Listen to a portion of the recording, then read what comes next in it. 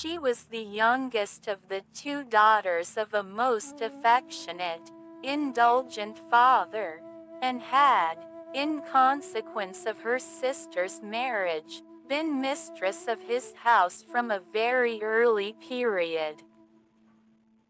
Her mother had died too long ago for her to have more than an indistinct remembrance of her caresses, and her place had been supplied by an excellent woman as governess, who had fallen little short of a mother in affection. 16 years had Miss Taylor been in Mr. Woodhouse's family, less as a governess than a friend, very fond of both daughters, but particularly of Emma.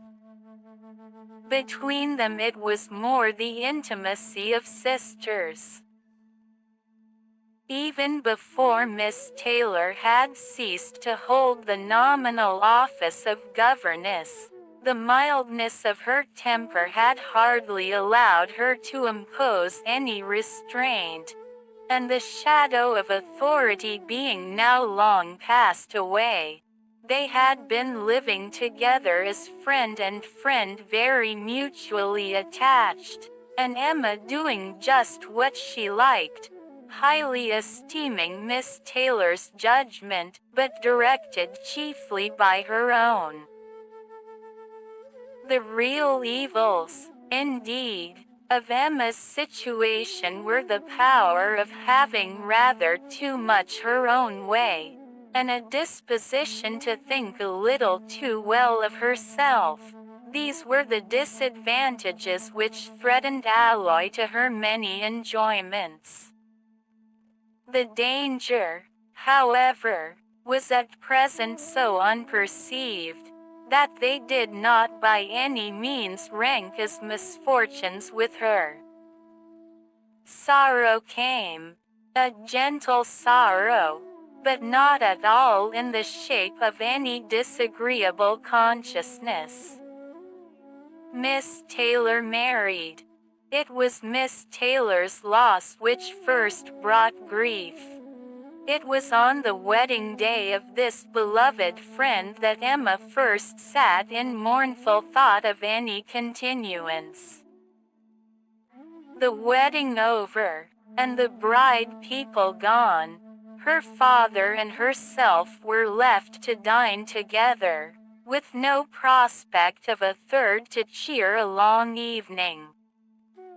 Her father composed himself to sleep after dinner, as usual, and she had then only to sit and think of what she had lost. The event had every promise of happiness for her friend. Mr.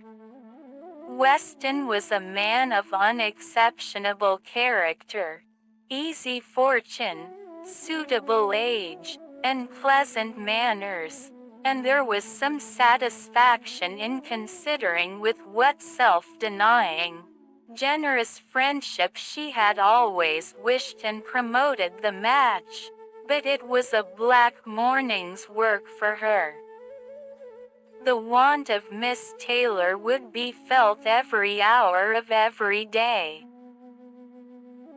She recalled her past kindness. The kindness, the affection of 16 years, how she had taught and how she had played with her from 5 years old, how she had devoted all her powers to attach and amuse her in health, and how nursed her through the various illnesses of childhood. A large debt of gratitude was owing here, but the intercourse of the last 7 years, the equal footing and perfect unreserve which had soon followed Isabella's marriage, on their being left to each other, was yet a dearer, tenderer recollection. She had been a friend and companion such as few possessed. Intelligent, well-informed, useful, gentle, knowing all the ways of the family, interested in all its concerns, and peculiarly interested in herself, in every pleasure, every scheme of hers, one to whom she could speak every thought as it arose, and who had such an affection for her as could never find fault. How was she to bear the change? It was true that her friend was going only half a mile from them, but Emma was aware that great must be the difference between a Mrs. Weston, only half a mile from them, and a Miss Taylor in the house, and with all her advantages, natural and domestic. She was now in great danger of suffering from intellectual solitude.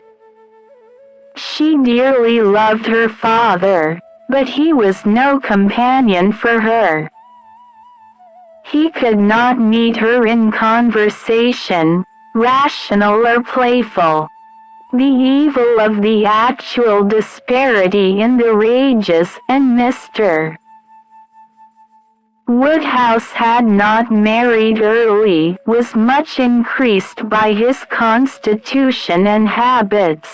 For having been a valetudinarian all his life, without activity of mind or body, he was a much older man in ways than in years, and though everywhere beloved for the friendliness of his heart and his amiable temper, his talents could not have recommended him at any time.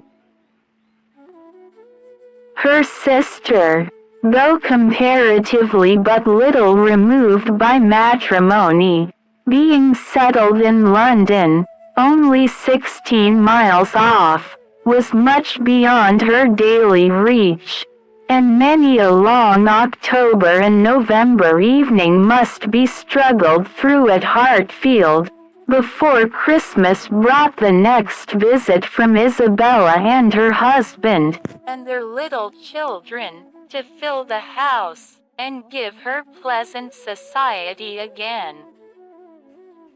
Highbury, the large and populous village, almost amounting to a town, to which Hartfield, in spite of its separate lawn, and shrubberies, and name, did really belong, afforded her no equals.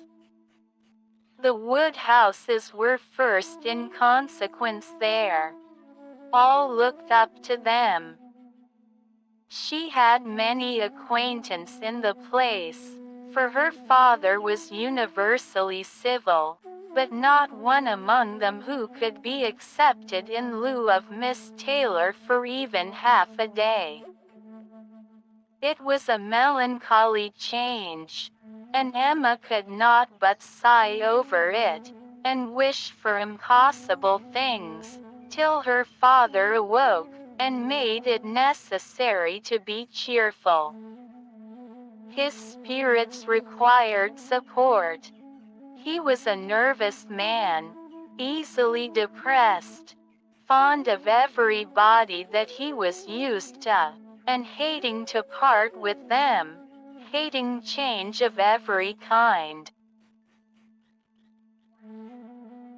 Matrimony, as the origin of change, was always disagreeable, and he was by no means yet reconciled to his own daughter's marrying, nor could ever speak of her but with compassion, though it had been entirely a match of affection, when he was now obliged to part with Miss Taylor too, and from his habits of gentle selfishness, and a being never able to suppose that other people could feel differently from himself, he was very much disposed to think Miss Taylor had done as sad a thing for herself as for them, and would have been a great deal happier if she had spent all the rest of her life at Hartfield.